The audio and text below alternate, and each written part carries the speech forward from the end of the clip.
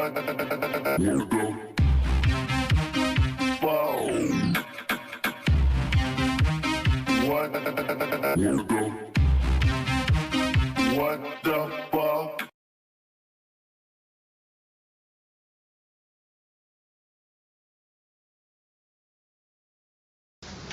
name is Bushman. I'm a senior scientist from Lockheed Martin. I have 27 patents. Approximately 13 years ago, I ran across a person who had been given a job by Dr. Teller.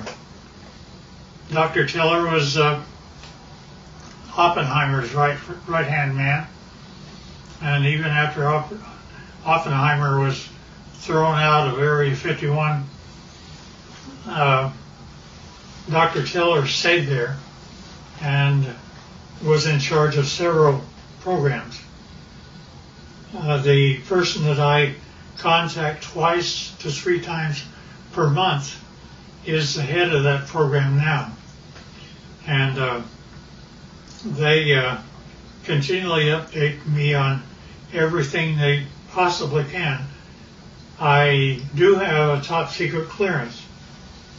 I choose, however, for their purposes, not to use it because the intelligent ones of me and me actually believe that a great deal of information should be lifted up from those dark recesses of Area 51 and moved over so people can see it.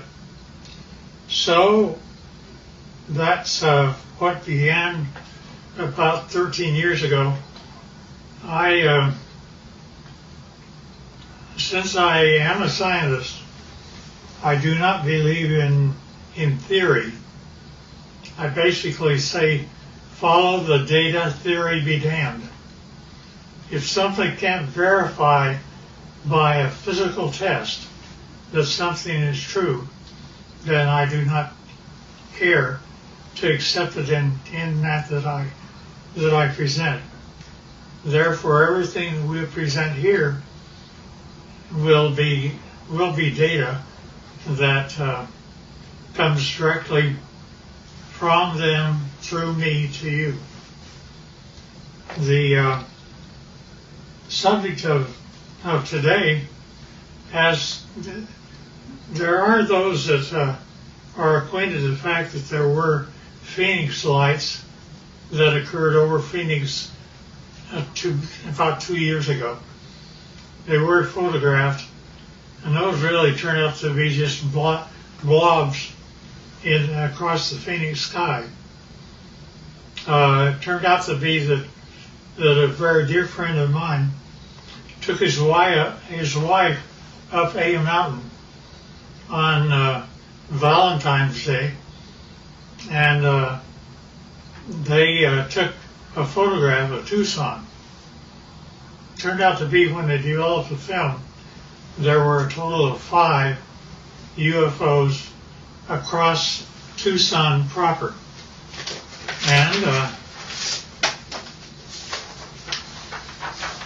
this is Tucson as they saw it. Can you get that?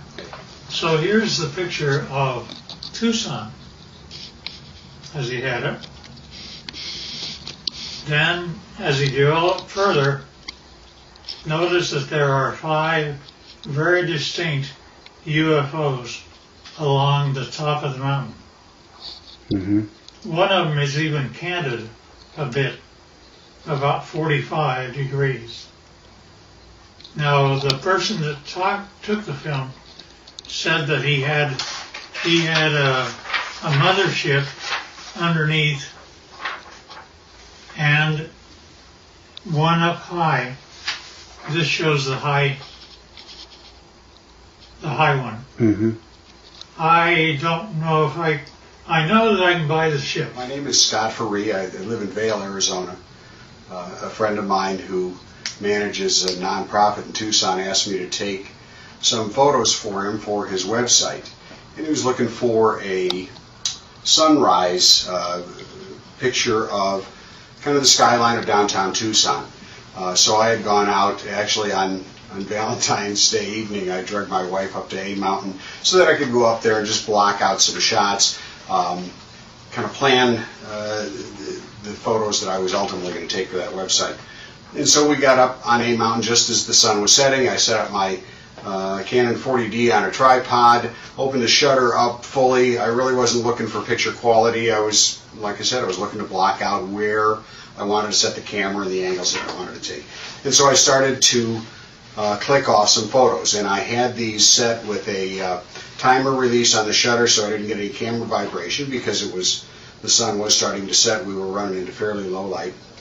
And I took, I don't know, it was probably 6 or 8 pictures. I figured I'd had enough that I could take a look at tomorrow, take a look at the next day and decide what I liked. So we went out to dinner that night, went home the following day. I uploaded these photos onto my laptop, and I noticed some lights that I really didn't expect to see up above the Santa Catalina Mountains. And upon closer inspection, and as I really ran out the contrast in the photo, I ended up with something that I still can't explain to this day. This is the original photo, and these lights were showing up just over the top of the mountain.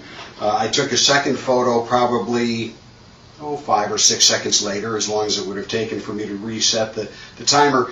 And in fact, this group of lights was in a much more narrow band, and now about, well, I don't know, I can't really say distance-wise, but they'd moved quite a ways from where that original grouping had taken place. So I still have no explanation for the camera, or for the pictures.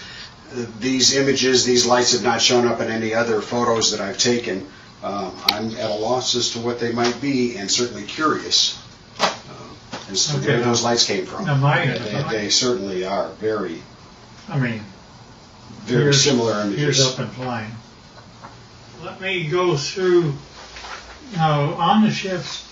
In order for me to believe it, I had to get blow-ups, and so here are 2 of them, which is blown up much higher. And I think I have one that, yeah, you can see the 45-degree candidate UFO.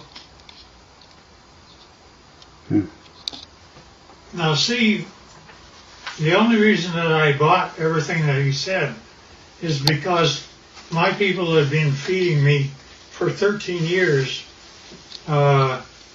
pictures, not only pictures of just plain pictures, but I gave them assignments, being a senior scientist, and they got a picture of up close and personal.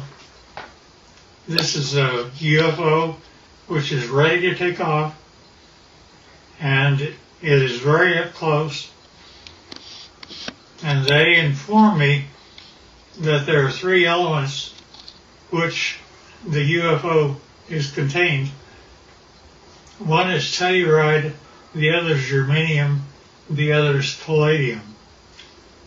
I did not say a metal once. And not only that, but the things pick up and fly using anti-gravity.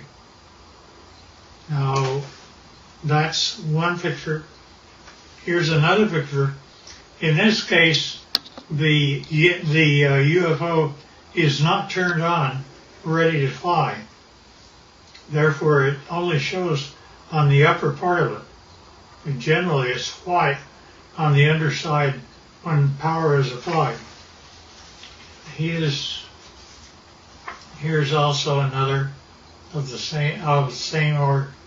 Now, these UFOs are 38 feet in diameter, and it was rather surprising to me, since I actually physically gave them my camera.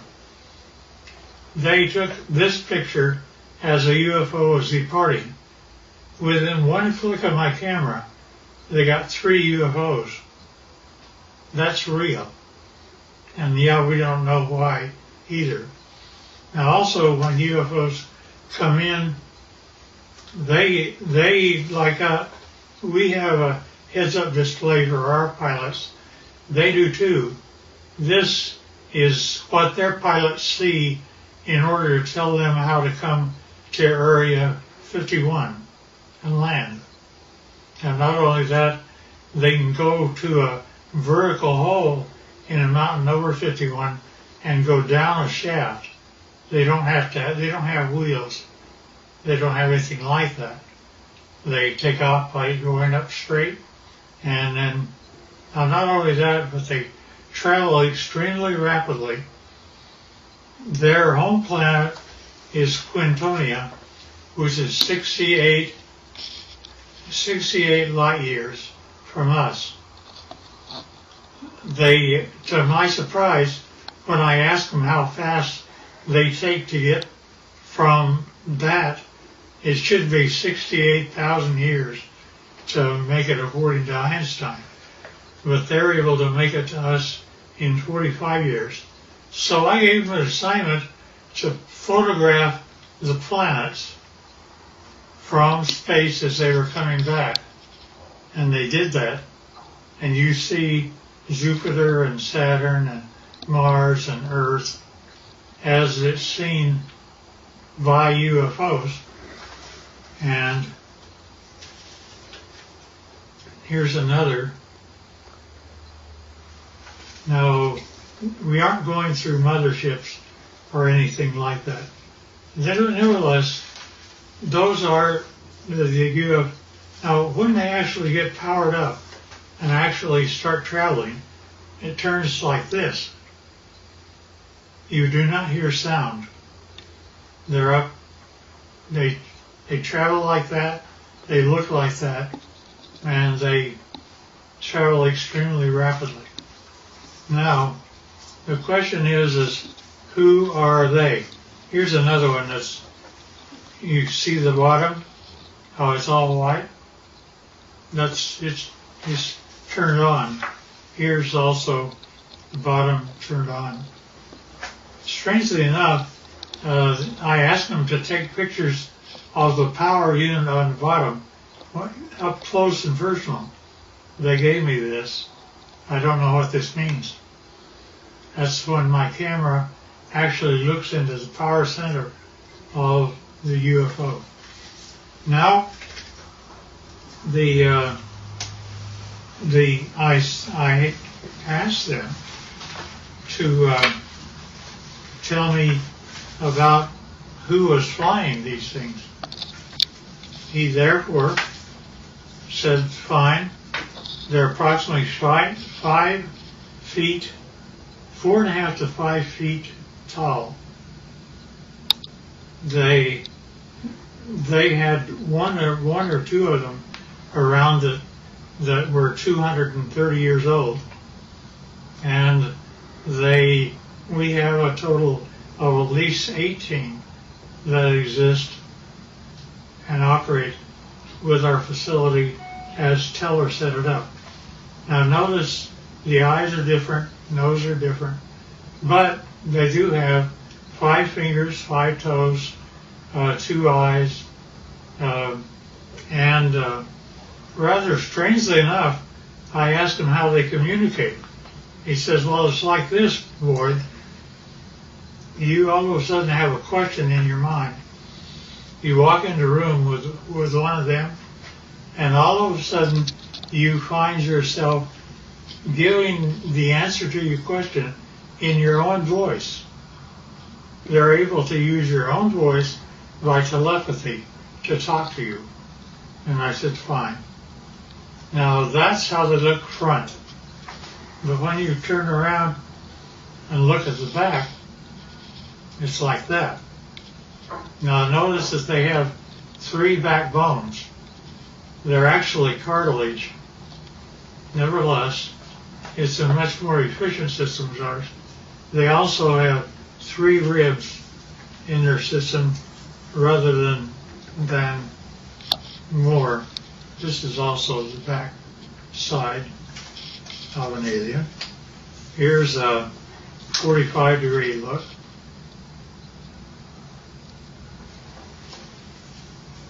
And here's the back of the head. Notice the veins and no hair. And now when we talk about aliens, I pushed the issue and he said, well, there's kind of two groups of aliens. Well, they divide them into two groups. One group he calls, it's like you have a ranch. And you have a ranch and you find that one group are your wranglers that know how to wrangle your cattle. There others are rustlers, ones that steal your cattle. And indeed, that the two groups do act differently. To the ones that are wranglers are much more friendly and have a better relationship with us. Here's the other side of the alien too. Now also notice that their feet, where they have 5 toes, the toes are joined together like a frog, and yet they are dissimilar. Now there was a surprising occurrence, and that is my friend had one of them that was a friend, and he died here. And 10 days after his death, I was out visiting my buddy who's in this picture. And if you look very close, you can see that his friend is in spirit form right over his left shoulder. You can also see that the fingers are long, that there is something. We have an expression that basically say when a person dies, they stay around their body for 3 days and then go off, and they basically have the same thing that happens to them. Now, with respect to the alien craft, we have American citizens which are suited up like this, and they are working on UFOs 24 hours a day, and we're trying to learn what to do. These are 2 guys, 2 American citizens, and they're trying to protect themselves against germs and things like that. And here's another view of them. And here's another one. There's an upper part of a UFO and a lower part of a UFO. This is the upper part, and it's just one of them up there. They have, generally we give them suspenders so that if they start floating, they don't have gravity on the inside. Somebody can grab them and pull them over to the side. And this is the home planet that they come from, which they call Quintonia. Now notice that the hand, that's an alien hand. Notice that the fingers are longer than ours by quite a bit, about 30% longer, and that's just the way they're put together. Now, at any rate,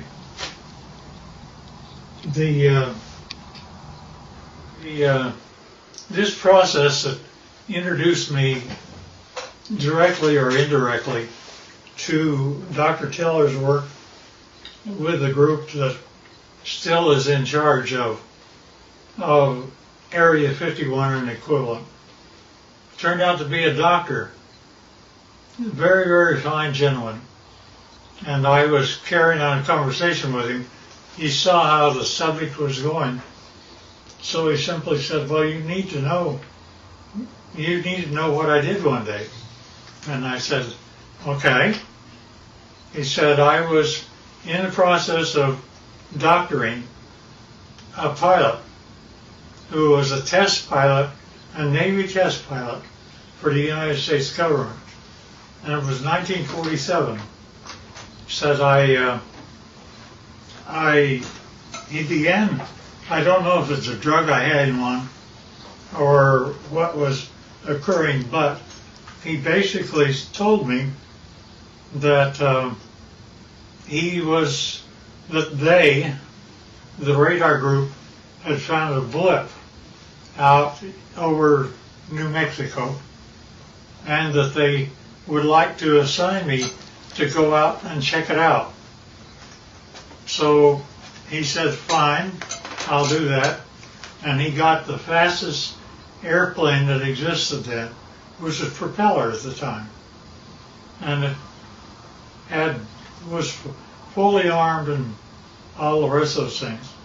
Nevertheless, he was out flying, and he found the item, and he immediately communicated back, and he said, I wish authority, first of all, I want you to tell me, are there any other airplanes flying? Are there commercial or anything else around other than he and I? Said, just the two of you. And he said, fine. Second thing I want to know is, do I have authority to shoot it down? I said, why do you want authority to shoot it down?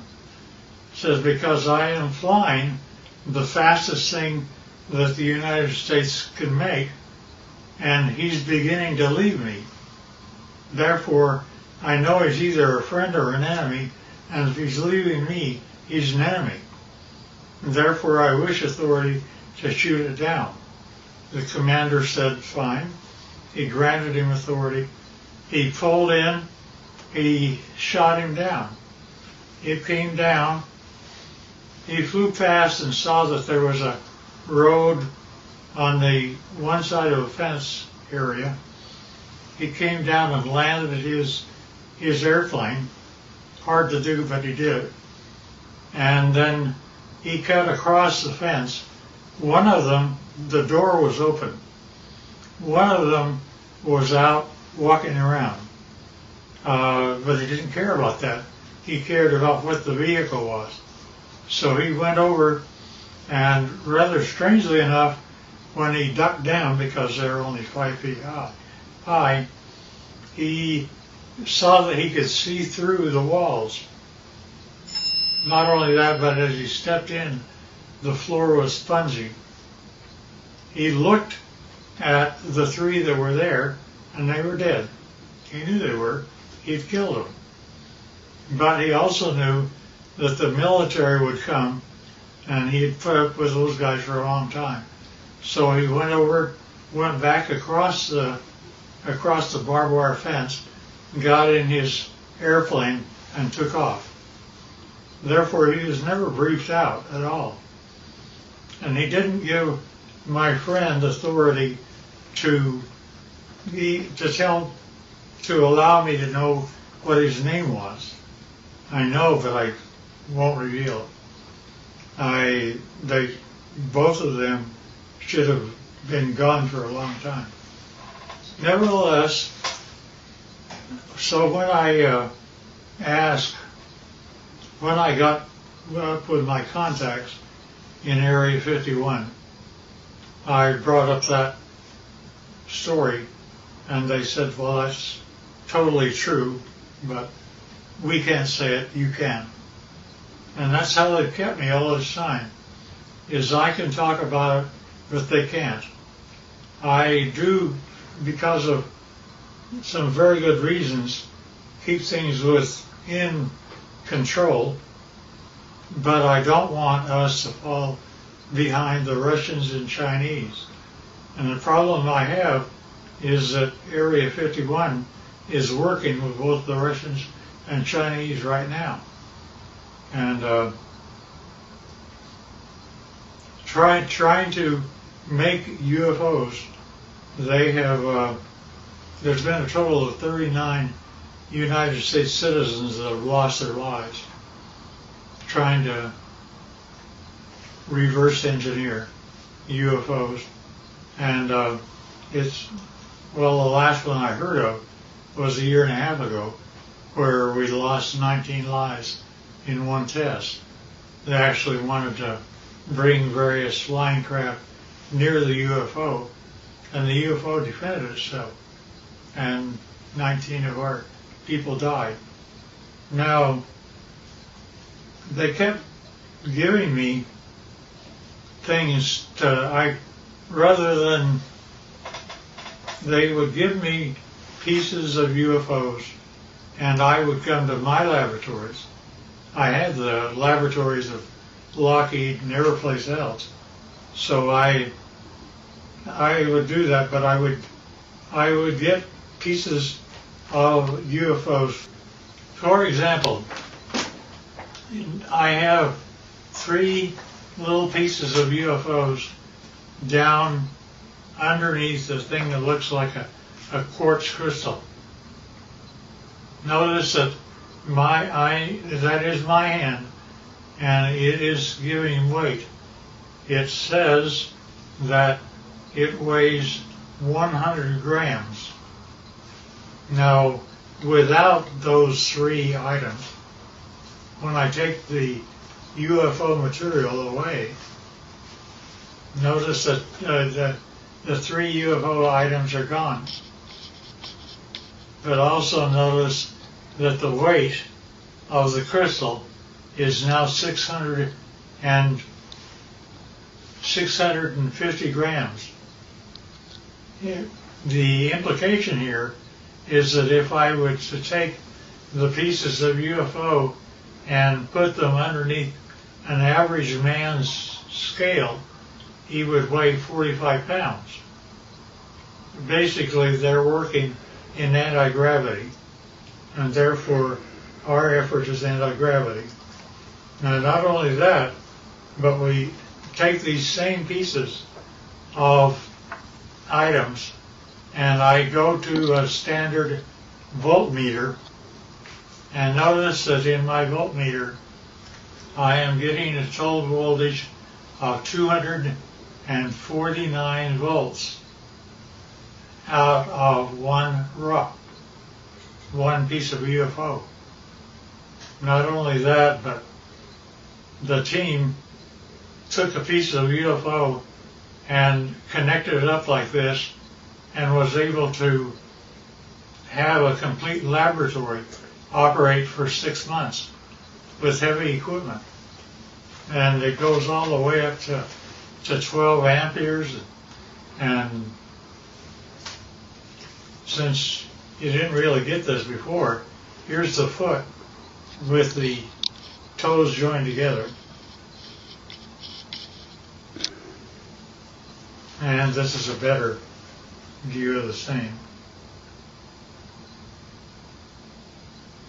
Now notice also, this is the body of an alien, and where we have 6 ribs that are connected together, they have 3. And the total height is less than 5 feet. And they still look like this, not like you and I. Nevertheless, so we're able to obtain voltages and anti-gravity, and anti-gravity appears several ways, which is rather unique and nice. Scotty talked about UFOs. I basically said, yeah, I understand, because here is what Area 51 was giving to me since the year 2000 and beyond. Notice it's recent, and we have one triangle, then we have 1, 2, 3, 4, 5, and we have one that's 150 feet across, if not larger. And each one of these are separate documentation of UFOs that were photographed and taken across the world from the year 2004.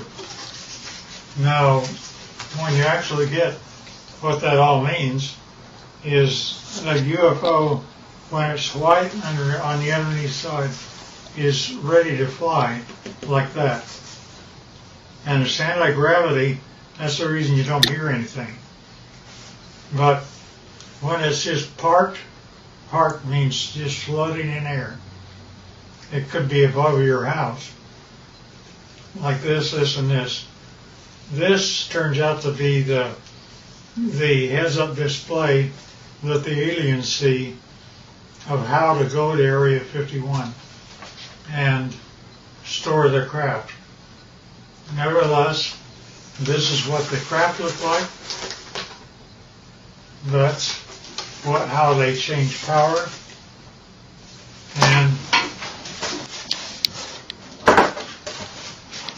And notice that here's an egg-like thing, but it's standing on end only because it has no gravity itself. And that is a piece of UFO germanium. And this little dot is a piece of neodymium magnet, which is above the germanium, and it's floating all by itself. And that, again, is a UFO. And we don't know why, but the crystal appears to be colored rose, and we can't figure out why yet. There's a whole batch of analysis that we're having to do. Alien, side view, front view, top view, line.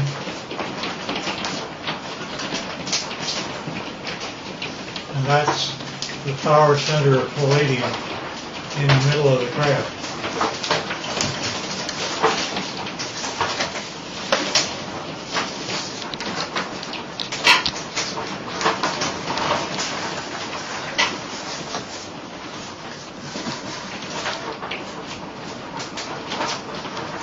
In case I missed anything.